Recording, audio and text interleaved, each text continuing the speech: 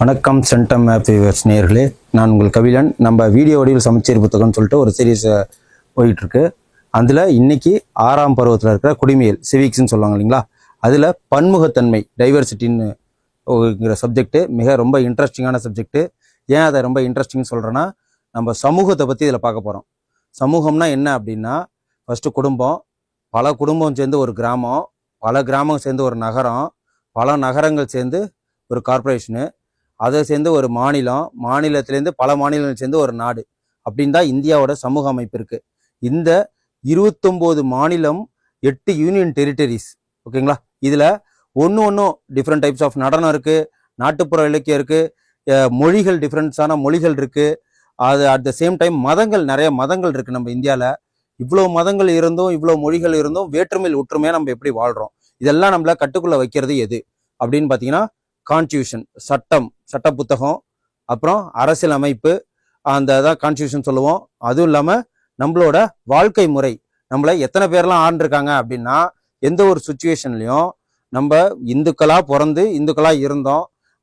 முகலாயர்கள் வந்தாங்க, முஸ்லீம்ஸ் மதத்தை பரப்புனாங்க. அதுக்கப்புறம் இது முஸ்லீம்ஸ் தாயகமாக மாறிடுச்சு. அப்புறம் டச்சுக்காரர்கள், டேனியர்கள், ஆங்கிலேயர்கள், அதுக்கப்புறம் இப்போ பிரெஞ்சுக்காரர்கள்னு சொல்லிட்டு 300 வருஷத்துக்கு முன்னாடி 1496 யார் ஃபர்ஸ்ட் உள்ள கிறிஸ்துவ உள்ள வந்தது அப்படின்னு பார்த்தீங்கன்னா, இவங்க வாஸ்கோ ட காமா மூலயமா வந்துச்சு அப்படின்னு சொல்லிட்டு ஒவ்வொரு நிலைப்பாடுலையும் நம்ம இதில் நிறைய மதங்களும் மொழிகளும் உள்ள ஊடுருவத்துக்கு காரணமானுச்சு, ஓகேங்களா. அட் த சேம் டைமு நம்மளோட இருக்கிற நிலையம், நம்ம என்னது 3 பகுதிகளும் எதால சூழ்ந்திருக்கோம்னா, கடலால் சூழ்ந்திருக்கோம், நீரால் சூழ்ந்திருக்கோம். வட சைடு, நார்த் சைடு மலையால சூழ்ந்திருக்கும். சீதோஷ நிலையம் டிஃப்ரென்ஸு, வளங்களும் அதிகம், அது இல்லாமல் நம்மள்ட்ட பாப்புலேஷன் அதிகம். அதனால வெளிநாட்டிலேருந்து நிறைய பேர் பொருட்களை கொடுக்கறதுக்கும் விற்கிறதுக்கும், இங்கேருந்து பல வளங்களை எடுத்துட்டு போறதுக்கும், இப்படி தான் நம்ம நிறைய மதங்கள் வந்தது, மொழிகள் வந்தது, ஒரு பண்பாடு வளர்ச்சி. இப்போ இருக்கிற காலங்களில் என்ன இருக்கு, வெஸ்டர்ன் கல்ச்சர் இருக்கோம். நம்மளாம் ஜீன்ஸ் போட்டிருக்கோமா? ஒரு 30 வருஷத்துக்கு முன்னாடி நம்ம ஜீன்ஸ் போட்டிருக்க மாட்டோம், டிஷர்ட் யூஸ் பண்ணியிருக்க மாட்டோம். அதாவது வேஷ்டி, வெள்ளை துண்டு, கைலி, இது மாதிரி தான் கைலி கூட யூஸ் பண்ண மாட்டோம், சட்டைகள் தான் யூஸ் பண்ணுவோம், ஓகேங்களா. ஆனால் இப்போ பார்த்தீங்கன்னா, டிஃப்ரெண்ட் டைப்ஸ் ஆஃப் மாடர்னில் கேர்ள்ஸ் பார்த்தா லெஹங்காங்கிறாங்க, சுடிதாருங்கிறாங்க, அட் த சேம் டைம் ஃப்ராக்குங்கிறாங்க. பாய்ஸ் பார்த்தா என்னென்னமோ சீனோஸ் பேண்ட்டுங்கிறாங்க, அதுக்கப்புறம் ஜீன்ஸ் பேண்ட்டுங்கிறாங்க, அதுக்கப்புறம் என்னது பாலிஸ்டர்ஸ்ல செஞ்ச துணி, அதுக்கப்புறம் லினன் ஃபேப்ரிக்னு சொல்றாங்க. முன்னால காட்டன்கிற ஒரு வார்த்தை இருந்துச்சு. இதெல்லாம் என்னன்னா சமய கலப்பு, பண்பாட்டு கலப்புனால வந்ததுதான். அதை பத்தி இந்த இதுல நம்ம பார்க்க போறது என்ன அப்படின்னா, பண்பாடு, பன்முகத்தன்மை, பண்பாடு, மொழினால எப்படி ஆனிச்சு, நடனத்தினால எப்படி ஆனிச்சு அப்படின்னு சொல்லிட்டு அந்த டிஃபரன்ஸ் தான் பார்க்க போறோம். டைவர்சிட்டியை பத்தி பார்க்க போறோம், ஓகேங்களா. நம்ம போவோம் 6ஆம் வகுப்புல முதல் பருவம் சமூக அறிவியல் குடிமையியல் ஃபர்ஸ்ட் லெசன். நம்ம இப்போ பார்த்துட்டு இருக்கிறது வீடியோ வடிவில் சமச்சீர் புத்தகம் பார்க்குறோம். இந்த சேனல் நீங்கள் சப்ஸ்கிரைப் பண்ணிக்கங்க, லைக்ஸ் பண்ணிங்க, கமெண்ட்ஸ் பண்ணுங்க, என்னென்னலாம் உங்களுக்கு டிஃப்ரென்ஸ் தேவைப்படுது. இது எப்படின்னா, பாடப்புத்தகம் தான், வெளியிலேருந்து எந்த பாயிண்ட்ஸ் எடுத்துகிட்டு வர மாட்டேன். ஆனால் இப்போ ஒரு 20 பேஜ் இருக்குது அப்படின்னா, அதை 9 பேஜா இல்லை 5 பேஜா நான் டேட்டாவால் சுருக்கிடுவேன். ஆனால் இந்த மாதிரி படங்களை எதுவுமே நான் வெளியில் எடுத்துகிட்டு போக மாட்டேன். ஏன்னா படம் பார்த்து நமக்கு கதை சொல்லணுங்கிற கதை இருக்குது. இந்த படத்தை பார்த்தாலே உங்களுக்கு புரியும், இவங்க எப்படி இருக்காங்க. இவங்க சொன்னாலே பஞ்சாப்காரங்கன்னு சொல்லிடுவீங்க. இவங்க எப்படி இருக்காங்க சொன்னாலே பிராமின்ஸ் ஐயர்ன்றீங்க. இவங்க எப்படி இருக்காங்க பார்த்தாலே கிறிஸ்டியன்னு சொல்லிடுவீங்க. இவங்க எப்படி இருக்காங்க நீங்க பார்த்தாலே நம்மளுக்கு எல்லாமே தெரிஞ்சிடும். இவங்கள முஸ்லீம் சொல்லுவோம், இவங்கெல்லாம் ஒரு இது பகுதி, இவங்க பட்டேல் இனத்தை சேர்ந்தவங்க மாதிரி இருப்பாங்க. இவங்க குஜராத்ஸு, மார்வாடிஸ் மாதிரி இருப்பாங்க. இவங்க எப்படின்னா ஜார்க்கண்ட் சைட்ல உள்ள மக்கள் மாதிரி இருப்பாங்க. இதுதான் பல ஏரியாவில் உள்ள எக்ஸாம்பிளுக்கு இவங்கெல்லாம் பீகாரிக்காரங்க மாதிரி இருப்பாங்க. ஒவ்வொரு இடம் படம் பார்த்து கதை சொல்லுங்க மாதிரி படத்தை எல்லாம் போட்டிருக்கேன், பாக்ஸ் எல்லாம் கொடுத்துருக்கேன், டேபிள் இருக்கலாம், எதுவும் மிஸ் பண்ணல. ஆனால் பாயிண்ட்ஸை நான் சுருக்கி 25 பேஜ் இருக்கிற ஒரு டபுள் காலம்ல இருக்கும் நம்ம புக்கு. 25 பேஜ்ல இருக்கிற அந்த டேட்டாவை ஃபேக்ட்ஸை மட்டும் எடுத்து ஒரு 9 பேஜ்ல கொடுக்கறது. இதை பிடிஎஃப் நான் கீழே டிஸ்கிரிப்ஷன்ல தரோம், நீங்க அதை டவுன்லோட் பண்ணி யூஸ் பண்ணிக்கங்க. ரொம்ப மோஸ்ட் வேல்யூபிளா இருக்கும் ரிவிஷன் பண்றதுக்கு. அது சமச்சீர் புத்தகத்தை படிச்ச மாதிரி இருக்கும், ஓகேங்களா. நம்ம பாடத்துக்குள்ள போயிடலாம். பன்முகத்தன்மையின் அறிவோம் அப்படின்னா என்ன அப்படின்னா, நம்ம பன்முகத்தன்மை எதனால நம்ம பிரிக்கப்படுறோம் அப்படின்னா, ஃபர்ஸ்ட் மொழி. நம்ம மொழியில என்ன இருக்கு? தமிழ் இருக்கு. திராவிடன் மொழினா என்னென்ன வரும்? தமிழ், மலையாளம், கன்னடம், துளு, அதுக்கப்புறம் தெலுங்கு, இதெல்லாம் திராவிட மொழி கீழே வர்றது மொழி குடும்பத்துல. உணவுன்னா என்ன? நம்ம சைவம் சாப்பிடுவோம், நான்வெஜ் சாப்பிடுவோம். அதுக்கப்புறம் ராஜஸ்தானி உணவு டிஃப்ரென்ஸ் இருக்கும். ராஜஸ்தானி தாலின்பாங்க. பஞ்சாபில டிஃப்ரெண்ட் டைப்ஸ் ஆஃப் ஃபுட் இருக்கும். எக்ஸாம்பிள் சொல்ல போனா ஒடிசால டிஃப்ரெண்ட் ஃபுட்டு. நம்ம இதுக்கு போனோம்னா கொண்டக்கல்ல கிழங்கு அப்படின்னு சொல்றாங்களே, இல்லை கேரளால ஒவ்வொரு டைத்துக்கும் உணவு வந்து டிஃப்ரெண்டா இருக்கும். நம்மள்ட்ட உணவு பாரம்பரியம்னு இருக்கு, உணவு பண்பாடுன்னு இருக்கு இந்தியால. ஓகேங்களா? அதை உணவு வச்சு, அதுக்கப்புறம் பழக்க வழக்கங்கள். என்ன பழக்க வழக்கம் அப்படின்னா, நம்ம ஒருத்தவங்க ஹிந்து சாமியை கும்பிடுவாங்க. சில பேர் வந்து நம்ம கோயிலுக்குள்ள செருப்பு போட்டு போட மாட்டோம். அது இந்துவோட சுச்சுவேஷனு, இந்துவோட வழிபாடு முறை. கிறிஸ்டின் என்ன பண்ணுவாங்க? நீட்டா ட்ரெஸ் பண்ணிட்டு கோயில், அதாவது சர்ச்சுக்குள்ளேயே ஷூ போட்டுட்டு போவாங்க. அது அவங்களோட கல்ச்சரு. முஸ்லிம்ஸ் என்ன பண்ணுவாங்க? செருப்பெல்லாம் வெளியே கழட்டிட்டு மண்டையில கேப் போட்டுக்கிட்டு காலெல்லாம் கழுவி இதெல்லாம் கையெல்லாம் கழுவிட்டு காது வரைக்கும் கழுவாங்க. அது அவங்களோட பழக்க வழக்கம். இப்படி ஒவ்வொரு விதமான பழக்க வழக்கங்கள் மூலயமா நம்ம டிஃபரன்ஸ் படுறோம். அது இல்லாம புத்திசத்தை சேர்ந்தவங்க என்ன பண்ணுவாங்க? மண்டையெல்லாம் மொட்டை அடிச்சுக்கிட்டு காவி துணி இது பண்ணிக்கிட்டு உடுத்திக்கிட்டு இருப்பாங்க. அப்படின்னு சொல்லிட்டு ஒவ்வொரு விதத்திலும் ஒவ்வொரு பழக்க வழக்கம் இருக்கு. அதுக்கப்புறம் விழாக்கள். என்னென்ன விழாக்கள் நம்ம கொண்டாடுறோம்? நம்ம பொங்கல் கொண்டாடுறோம். அதே மாதிரி வந்து ஓணம் கொண்டாடுறாங்க கேரளால. அதே மாதிரி சதையான்னு சொல்லிட்டு வேற அந்த சதையா உணவை வச்சு ஓணம் கொண்டாடுறது. அதுக்கப்புறம் ஒவ்வொரு பகுதியிலையும் நம்மள்ட்ட இருக்கிற 28 மாநிலங்கள்லயும் ஒவ்வொரு விதமான பண்டிகைகள் கொண்டாடுறாங்க. எக்ஸாம்பிளுக்கு நம்ம இதை வச்சுதான் நம்ம சொல்ல முடியும் அந்த விழாக்கள்ல. அப்புறம் பண்பாடுகளை பின்பற்றுகிறோம் அப்படின்னா, நம்ம ஒவ்வொரு விதமான பண்பாடுகள்லையும் ஒவ்வொரு விதமான அர்த்தங்கள் இருக்கு. அதுதான் என்னென்னு பார்ப்போம். அதுக்கப்புறம் பண்பாடுகள் வழிபாடு முறைகள் சார்ந்து இருப்பினும் ஒற்றுமையாக வாழ்கிறோம். இதுதான் பன்முகத்தன்மை. இவ்வளவு டிஃப்ரென்ஸ் இருந்தும் நம்மளாம் இந்தியர்கள் அப்படிங்கிற ஒற்றுமையோட வாழ்றதுதான் டைவர்சிட்டி, வேற்றுமையில் ஒற்றுமை. ஓகேங்களா? இந்தியாவில் பன்முகத்தன்மை இப்படிதான் இருக்கு. ஒரு ஓரட்டமா பாத்துக்குங்க. நம்மகிட்ட ஏறால எத்தனை இருக்குன்னா, 5000 ஆண்டுகள் பழமை வாய்ந்த நாகரிகத்தின் தாய்மாக விளங்குகிறோம். நம்மளோட நாகரிகம் என்ன அப்படின்னா, இண்டஸ் வேலி சிவிலைசேஷன் நாகரிகம். அதுலதான் ஹராப்பா, மொஹஞ்சதுரோ நாகரிகம்லாம் வரும். அந்த நாகரிகத்தை தான் அதுல சொல்றோம். அதுக்கப்புறம் 5000 ஆண்டுகள் பழமை வாய்ந்த நாகரிகத்தின் தாயமாக விளங்குகிறோம். அது இல்லாம நம்மள்ட்ட எத்தனை இருக்கு குடும்பங்கள் அப்படின்னு பாத்தீங்கன்னா, இனம் எத்தனைன்னா இதெல்லாம் இனங்கள். ஓகேங்களா? இனம்னு சொல்லுங்களா? திராவிட இனம், நம்மளாம் திராவிட இனம். அதுக்கப்புறம் நீக்ரோடக்கல் அப்படிங்கிற ஒரு இனம் இருக்கு. இது 1, இது 2, இது 3, இது 4, இது 5 இருக்கு நம்மள்ட்ட இனக்கள். இது என்னன்னா ஆரியர்கள், அதுக்கப்புறம் ஆல்பைன்கள், அப்புறம் மங்கோலியர்கள். மங்கோலியர்கள்லாம் எங்க இருப்பாங்க அப்படின்னா, திபெத்தியன், அஸ்ஸாமு, அதாவது அருணாச்சல பிரதேஷ், இந்த மாதிரி இடங்கள்லாம் மக்கள் வந்து டிஃப்ரென்ஸா இருப்பாங்க. பஞ்சாப் சைடு போனீங்கன்னா செருப்பு பஞ்சாப் ஹரியானா ஒரு சராசரி ஆணோட வளர்ச்சியே வந்து 6 அடிக்கு மேல இருக்கும். அவங்களோட செருப்பு அளவுன்னு பாத்தீங்கன்னா நார்மல் சைஸே 13 சைஸு. அப்படிங்கிறப்ப ஒவ்வொரு இடத்துல இப்ப திராவிடர்லாம் கேட்டா மினிமம் சைஸே 5.9, 5.5 இருப்பாங்க. அங்கெல்லாம் ஒவ்வொரு இடத்துக்கும் மாறி இருப்பாங்க. அதுதான் சொல்றோம், திராவிடர்கள், நீக்ரோடக்கல், ஆரியர்கள், ஆல்பைன்கள், மங்கோலியர்கள்ட்டு இது போன்ற இது இருக்கு. அப்புறம் பன்முகத்தன்மை வகைகள் என்னென்ன இருக்கு அப்படின்னு பாத்தீங்கன்னா, நில அமைப்புகள் மற்றும் வாழ்வியல் முறைகள். பன்முகத்தன்மை நில அமைப்புகள் மற்றும் வாழ்வியல் முறைகள்லாம் என்ன அப்படின்னா, ஒவ்வொரு இடத்துலயும் நில அமைப்பு இருக்கும். இப்ப நமக்கு நில அமைப்பை வச்சு நமக்கு தொழில் அமையும். ஓகேங்களா? இப்போ மலையில இருக்காங்க அப்படின்னா அவங்களோட முக்கியமான தொழில் என்ன இருக்கும்? ஆடு மாடை மேய்க்கிறது தான் அவங்களுக்கு தொழிலா இருக்கும். ஏன்னா சமவெளிகள் கிடையாது, விவசாயிகள் பண்ண முடியாது. பழங்கள் எடுத்து விற்பாங்க. அப்படி இல்லைன்னா தோட்டப்பயிர் வளர்ப்பாங்க. அப்படி இல்லைன்னா பூக்கள் வளர்ப்பாங்க. அது இல்லாம அங்க வந்து நிறைய வந்து ஆங்கிலேயர்கள் வந்த பிறகு டீ எஸ்டேட்டு, காஃபி எஸ்டேட்லாம் வளைய ஆரம்பிச்சது. எதனாலனா இது ரெண்டுத்துக்கும் நிறைய தண்ணி நிக்க கூடாது. இப்போ மலை போன்ற இடங்கள்ல இந்த மலைகள்ல மரங்கள்லாம் வெட்டி இந்த டீ காஃபி வைக்கிற இடத்துனால என்னன்னா அங்க வளங்களும் அதிகமா இருக்கும், தண்ணியும் தேங்கி நிக்காது. எதனாலனா பேஞ்ச தண்ணி சரிஞ்சிட்டு கீழே வந்துடுறதுனால அங்க மலை இடத்துல இந்த தொழில்கள் நடக்கும். கடல்கள்ல என்ன நடக்கும்? மீன்பிடி தொழில் நடக்கும். அதுக்கப்புறம் அதை சார்ந்த உணவு, மீன் சார்ந்த உணவுகள் நடக்கும். அப்புறம் அங்க பீச் ஓரமா குதிரை ஏற்றம், அந்த மாதிரி சின்ன சின்ன தொழில்கள் தான் நடக்கும். அதுக்கப்புறம் சமவெளிகள்னு பார்த்தா என்ன? Delta region. Delta region means என்னன்னா, அது வந்து ஆறுகள் ஓரமா, தண்ணிகள் ஓரமா இருக்கிற சமவெளிகள்ல விவசாயிகள் வேலை நிறைய நடக்கும். ஓகேங்களா? அதுக்கு அதே மாதிரி நீங்க டெசர்ட் சைட்லாம் போனீங்கன்னா என்ன நடக்கும் அப்படின்னா, ஆடு மாடை மேய்ச்சி அந்த பால் மூலியமா வர்ற வெண்ணெய்களை வித்து, நெய்களை வித்து, பாலை வித்து அப்படிதான் அவங்க குடும்பம் நடத்துவாங்க. ஓகேங்களா? இதுதான் இது. அதுக்கப்புறம் சமூக பன்முகத்தன்மை. சமய பன்முகத்தன்மை. சமூகம்னா என்ன? குடும்பம், பல கிராமம், நகரம், சிட்டி, ஒரு மாடு வச்சு ஒரு நாடு, அதுக்கப்புறம் வந்து ஒரு சமூகம் ஃபுல்லாவே சொல்றதுதான்.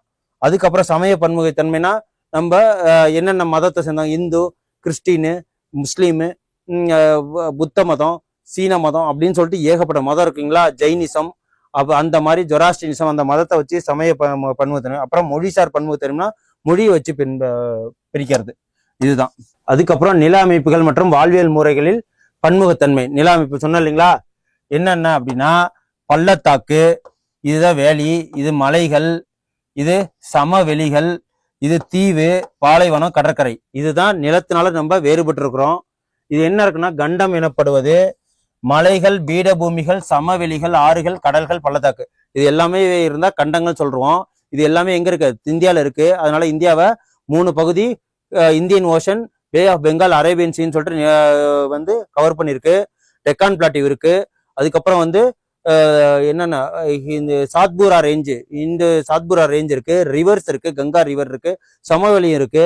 அதுக்கப்புறம் ஹிமாலயாஸ், வெஸ்டர்ன் கேட்ஸ், ஈஸ்டர்ன் கேட்ஸ் மாதிரி மிகப்பெரிய ரேஞ்சஸ், அதாவது மவுண்டைன்ஸும் இருக்கு. அப்பதான் அதனாலதான் இது வந்து துணை கண்டம் அப்படின்னு சொல்றோம். ஓகேங்களா? அதுக்கப்புறம் ஒரு பகுதியின் பொருளாதார நடக்கிற அது நிலவியல் மற்றும் காலநிலை கூறுகள் தான் தீர்மானிக்கிறதுங்கிறது உண்மைதான். ஓகேங்களா? ஒரு பகுதியோட பொருளாதாரத்தை நியமிக்கிறது அந்த ஏரியால என்ன விளையும், என்ன விளையாது.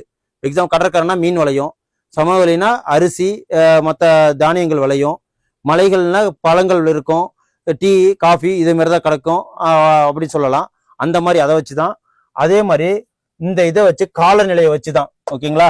இப்போ எக்ஸாம்பிளுக்கு காலநிலை ஏன் இதுல சொல்றோம் அப்படின்னா, இப்போ ஒரு சமவெளிகள்ல இருக்கிறோம் அப்படின்னா நம்ம வெயில் காலங்கள்ல என்ன போடுவோம்? எள்ளு போடுவோம், பருத்தி போடுவோம், அதாவது இப்போ பச்சைப்பயிறு, அந்த இதெல்லாம் போடுவோம் இல்லைங்களா. ஏன் அதனால அதெல்லாம் மழை தண்ணி வந்து தேவையில்லை, அதெல்லாம் ஈஸியா வளரும். அதே சேம் டைமு நெல்லுக்கெல்லாம் எவ்வளவு தண்ணி தேவை? நிறைய தண்ணி தேவை.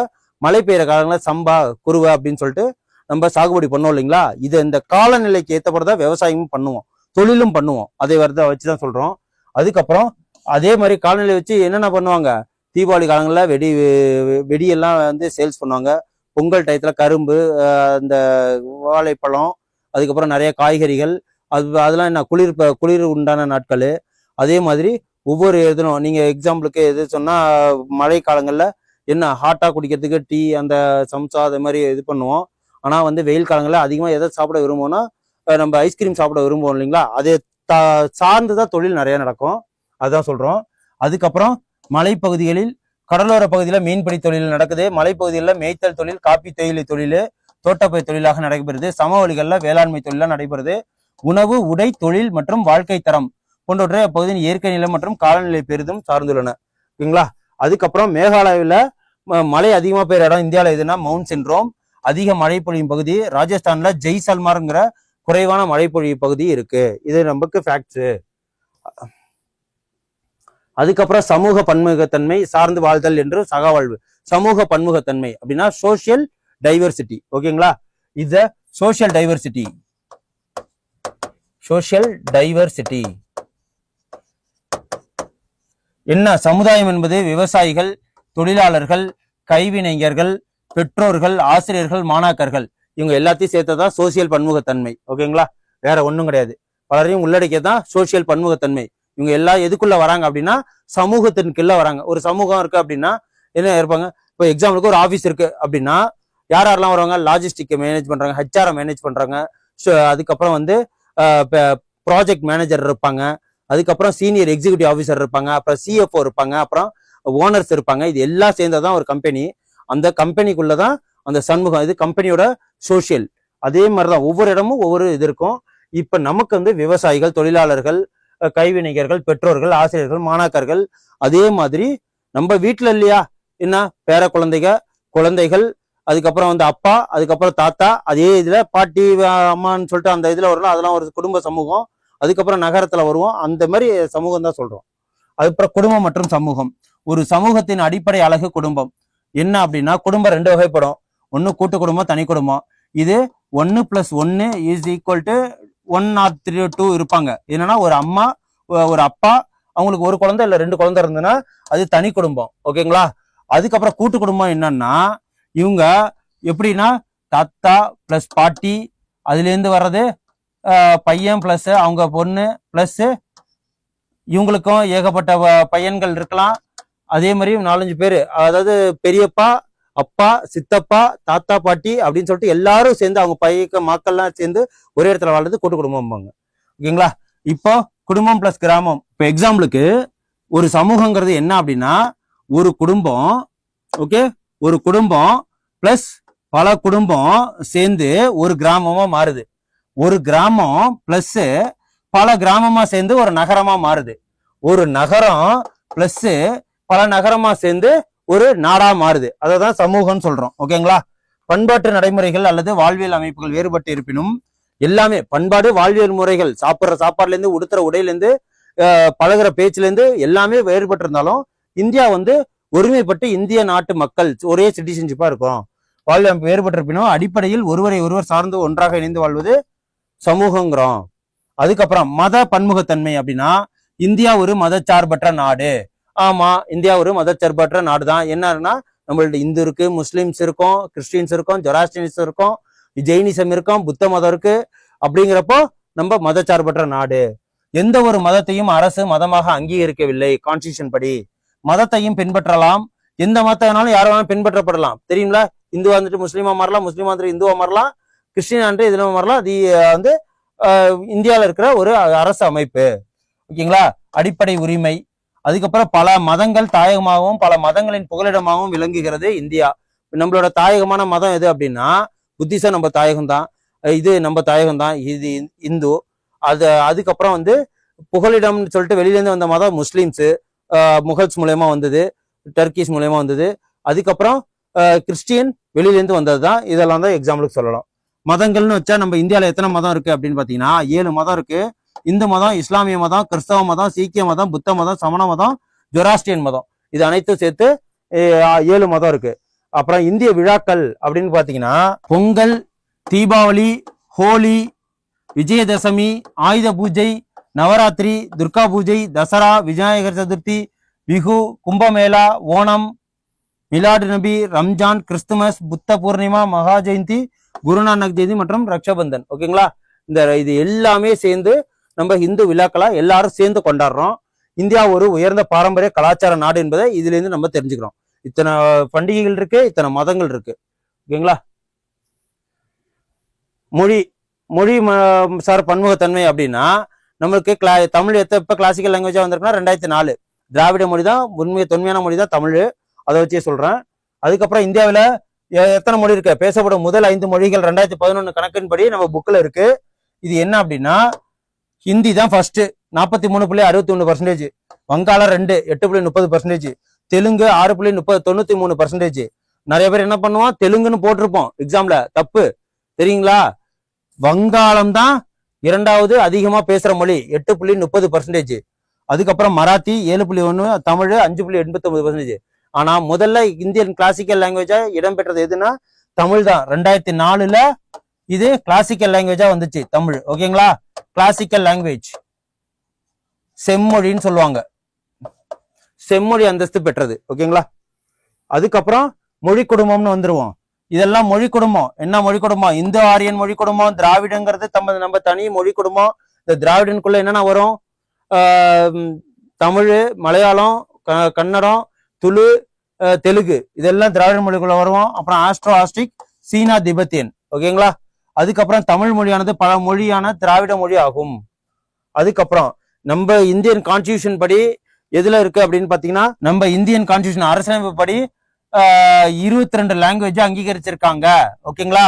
எந்த ஷெடியூல் 8வது ஷெடியூல்ல இந்திய அரசியலமைப்பு படி 22 லாங்குவேஜ அங்கீகரிச்சிருக்காங்க. அதுல 8வது ஷெடியூல் இதுல நம்மளுக்கு ஹிந்தி சொல்லுது. ஹிந்தி as the அபிஷியல் லாங்குவேஜா சொல்லுது. அதுக்கப்புறம் இங்கிலீஷ அடிஷனல் அபிஷியல் லாங்குவேஜ் சொல்லுது ஆஸ் பர் ஆர்டிகல் 343. ஈஸியா ஞாபகம் வச்சுக்கலாம், 343. ஓகேங்களா?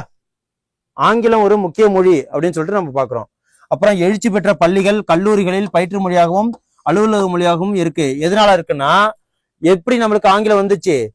டேனிஷ்காரங்க, போர்ச்சுகீஸ்காரங்க, டச்சுக்காரர்கள், ஆங்கிலேயர்கள், பிரெஞ்சுக்காரர்கள் அவங்க ஐரோப்பிய கண்ட்லேருந்து வியாபாரம் வணிகம் பண்றதுக்காக இங்க வந்து 300 வருஷம் நம்மள ஆட்சி பண்ணாங்க. அந்த 300 வருஷம் அவங்க ஆங்கிலம் யூஸ் பண்ணாங்க.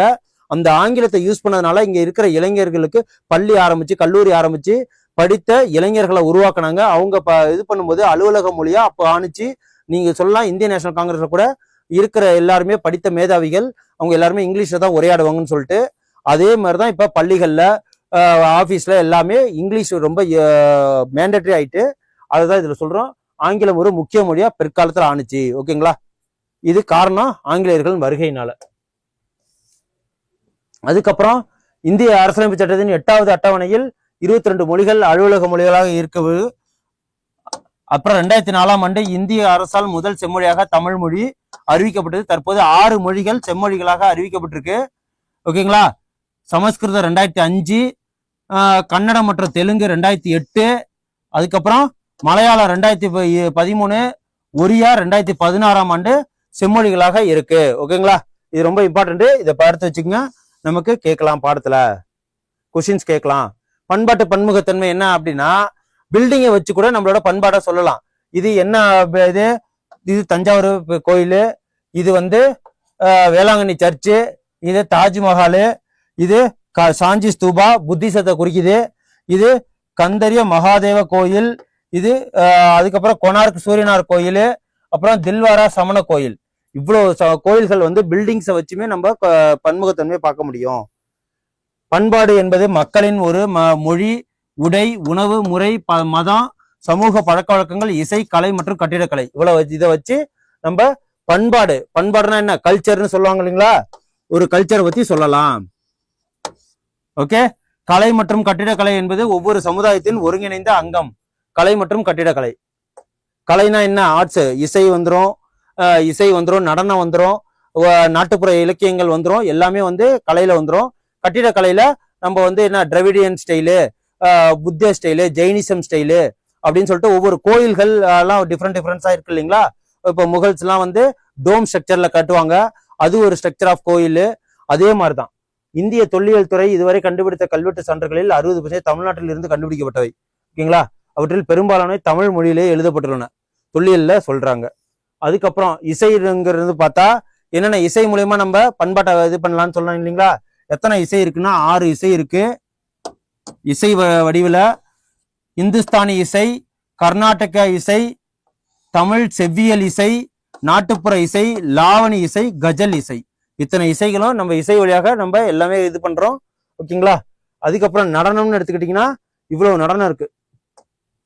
என்னென்ன நடனம் அப்படின்னா, பரதநாட்டியம் தமிழ்நாட்டுல, ஆந்திரால குச்சிப்புடி, ஒடிசால ஒடிசி, மணிப்பூர்ல மணிப்புரி, அஸ்ஸாம்ல சத்ரியா, அப்புறம் வட இந்தியால கதக்குங்கிற டான்ஸு, அப்புறம் யக்ஷகானம் கர்நாடகால யக்ஷகானங்கிற நடனம், அதுக்கப்புறம் கதகளி கேரளால. இது எல்லாமே டிஃபால்ட்டா நம்ம நடனம் தெரியும். ஒவ்வொன்றும் ஒவ்வொரு different type of classical dance இதெல்லாம். ஓகேங்களா? அதுக்கப்புறம் ஹிப்ஹாப்னு வந்துருச்சு, வெஸ்டர்ன் டான்ஸ்னு வந்துருச்சு. ஸோ அதெல்லாம் நம்ம இது பண்ணக்கூடாது. இதெல்லாம் வந்து பண்பாட்டோட கலப்பு. ஓகேங்களா? அதுக்கப்புறம் நம்ம நாட்டுப்புற நடனங்கள் எங்கெங்க என்னென்ன இருக்கு அப்படின்னா, இது நம்ம எக்ஸாம்பிளுக்கு தெருக்கூத்துன்னு சொல்லுவோம். அதுதான் இது நாட்டுப்புற நடனங்கள் இருக்கு. இந்த தெருக்கூத்து இருக்கு இல்லைங்களா? ஒவ்வொரு இடத்துலயும் ஒவ்வொரு விதமா இருக்கு. இப்போ எக்ஸாம்பிளுக்கு தமிழ்நாடுன்னு எடுத்துக்கிட்டா, இங்க கரகாட்டம் இருக்கு, ஒயிலாட்டம் இருக்கு, கும்மி இருக்கு, தெருக்கூத்து இருக்கு, பொம்மலாட்டம் இருக்கு, புலியாட்டம் இருக்கு, கோலாட்டம், தப்பாட்டம். இதெல்லாம் வந்து என்னன்னா தெருக்கூத்துகள், நாட்டுப்புற நடனங்கள். ஓகேங்களா? இதெல்லாம் வந்து ரொம்ப லோக்கல், ரொம்ப இன்டீரியர் வில்லேஜஸ்ல தான் நடக்கும். அதுதான் சொல்லியிருக்கு. அதுக்கப்புறம் கேரளால தெய்யம் அண்ட் மோகினி ஆட்டம். இது வந்து தெய்யம்ங்கிறது நமக்கு லாஸ்ட் டைம் கொஸ்டின்ஸ்ல கூட வந்திருக்கு. அதுக்கப்புறம் பஞ்சாப்ல பங்கரா, குஜராத்ல கார்பா அண்ட் தாண்டியா, ராஜஸ்தான்ல கல்பேலியா மற்றும் கூமர், உத்தரப்பிரதேசத்துல ராஸ்லீலா, படங்கள்ல கூட நிறைய ராஸ்லீலா டான்ஸ்ன்னு சொல்லிட்டு பார்த்திருப்பீங்க. அதுக்கப்புறம் உத்தரகாண்ட்ல சோலியா, அப்புறம் அஸ்ஸாம்ல பிகு. இது பிகுங்கிறது எவ்ரிபடி நோஸ். எதனால அப்படின்னா, அதிகமா நம்ம கன்னட வயசுல பாக்குற போது இந்த டான்ஸ் இந்த இதை பார்ப்போம். அதுக்கப்புறம் வேற்றுமையில் ஒற்றுமை அப்படின்னு சொல்லிட்டு என்ன அப்படின்னா, வேற்றுமையில் ஒற்றுமைனா நம்ம தோற்றங்கள்ல என்னதான் வேற்றுமையா இருந்தாலும் ஒவ்வொரு இதுவும் எதுனா, திராவிடர்கள் ஒரு நிறமா இருப்பாங்க, ஒரு சைஸ்ல இருப்பாங்க, ஒரு ஹைட்ல இருப்பாங்க. அதே மாதிரி போக போக நார்த் சைடு போக போக அவங்களோட நிறம் மாறும், உருவங்கள் மாறும், மூக்கோட சைஸ் மாறும், ஹைட்டு மாறும், காலங்களோட இது போகும். அது இல்லாம மொழிகள் மாறும் அவங்களோட. அதுக்கப்புறம் நீங்க ஈஸ்ட் சைடு போயிட்டீங்கன்னா நார்த் ஈஸ்ட் சைடு அப்படின்னா அந்த இது சொல்லுவாங்கல்ல, அஸ்ஸாம், அருணாச்சல பிரதேஷ், திரிபுரா, மேகாலயா, இங்க இருக்கிற மக்கள்லாம் ஹைட்டு கம்மியா இருப்பாங்க, மொழிகள் வேற பேசுவாங்க. அதுக்கப்புறம் வந்து அவங்க எலும்பிச்சம்பழ கலர்ல இருப்பாங்கன்னு சொல்லிட்டு சொல்லுவாங்க. மூக்கு வந்து ரொம்ப இதா இருக்கும், லைக் சைனீஸ் மாதிரி, பிலிப்பைன்ஸ் மாதிரி இருப்பாங்க. இது எல்லாம் நம்மளோட வேற்றுமையில் ஒற்றுமை. இவங்க எல்லாம் உருவத்தால் மொழியால் வேற்றுப்பட்டு இருந்தாலும் அவங்க எல்லாம் இந்தியர்கள்ங்கிற ஒரு கட்டத்துல தான் வருவாங்க. எதனால நம்ம இந்தியர்கள்னு வருவாங்கன்னா, அரசியலமைப்பு சட்டம் அப்படிதான் நம்மள கட்டமைச்சு வச்சிருக்கு. அதுலதான் நாட்டுப்பற்று என்ற உணர்வால் நாம் அனைவரும் ஒன்றுபட்டுள்ளோம். அதுதான் சொல்றேன். தேசிய கொடி, தேசிய கீதம், சுதந்திர தினம், குடியரசு தினம், காந்தி ஜெயந்தி, இதெல்லாம் தேசிய விழா. இது எல்லாமே சேர்ந்து ஆல் ஓவர் இந்தியாவுக்கும் ஒரே இதுல தேசிய கொடிக்கு மரியாதை செலுத்தணும். இது ஃபண்டமெண்டல் டியூட்டிஸ். தேசிய பாடல்களுக்கு நம்ம மரியாதை கொடுக்கணும். இது ஃபண்டமெண்டல் டியூட்டிஸ். எதுல வரும் ஃபண்டமெண்டல் டியூட்டிஸ்னா 51A பார்ட் 5ல வரும். அட் த சேம் டைம் தேசிய விழாக்கள்ல இது எல்லாம் காந்தி ஜெயந்திக்கு நமக்கு ஃபுல்லாவே லீவு. அது இல்லாம குடியரசு தினம், சுதந்திர தினம் ஆல் ஓவர் இந்தியாவும் கொண்டாடுவோம். ஸோ அதை வச்சுதான் சொல்றேன். அதுக்கப்புறம் ஒரே நாட்டர் என்ற உணர்வையும் நம் நாட்டுப்பற்றினையும் உயர்ப்பிக்க செய்து கொண்டிருப்பது இந்த மாதிரி விழாக்கள் தான். ஓகேங்களா? அதுக்கப்புறம் இந்தியா வேற்றுமையில் ஒற்றுமை உள்ள நாடாக விளங்குகிறது. இச்சொற்றலானது நமது சுதந்திர இந்தியாவின் முதல் பிரதமர்னா ஜவஹர்லால் நேரு இந்த வார்த்தையை யூஸ் பண்ணியிருக்காங்க. டிஸ்கவரி ஆஃப் இந்தியா அப்படிங்கிற புத்தகத்தின் மூலயமா. வேற்றுமையில் ஒற்றுமைங்கிற வார்த்தை எதுல இருந்து எடுத்திருக்குங்கன்னா, டிஸ்கவரி ஆஃப் இந்தியா யாருன்னா நேரு. அதுக்கப்புறம் இந்தியாவின் பல்வேறு இன மக்கள் காணப்படுவதால் இந்தியாவை இனங்களின் அருங்காட்சியகம் அப்படின்னு சொல்லிட்டு வரலாற்று ஆசிரியர் V.A. ஸ்மித் அவர்கள் கூறியுள்ளார். இந்த கொஸ்டின்ஸ் கூட 2-3 தடவை வந்திருக்கு. அவ்வளவுதான். அதுக்கப்புறம் இந்தியா ஒரு பன்முக பண்பாடு சமுதாயத்தினை கொண்டுள்ளது. இந்தியாவில் பொதுவான நம்பிக்கைகள், பழக்க வழக்கங்கள் மற்றும் பண்பாட்டு மையங்கள் போன்ற வாயிலாக நாம் அனைவரும் இந்தியாங்கிற அந்த ஒருமைப்பாட்டு அரசியலமைப்பு மூலயமா நம்ம ஒருமைப்பட்டிருக்கோம். இவ்வளவுதான் இந்த லெசன்ஸ். ரொம்ப தெளிவா புரிஞ்சிருக்குன்னு நம்புறேன். இந்த PDF நான் தரேன், நீங்க டவுன்லோட் பண்ணி வச்சுக்கோங்க. நெக்ஸ்ட் அடுத்த இதுல வீடியோக்கு, அதாவது வீடியோ வடிவில் சமச்சீர் புத்தகங்கிற நெக்ஸ்ட் 6வது புத்தகத்திலேருந்து ஒரு இன்ட்ரெஸ்டிங்கான சப்ஜெக்ட் பார்ப்போம். ஓகேங்களா? Thank you. Send a map. You dare to dream, we care to accomplish.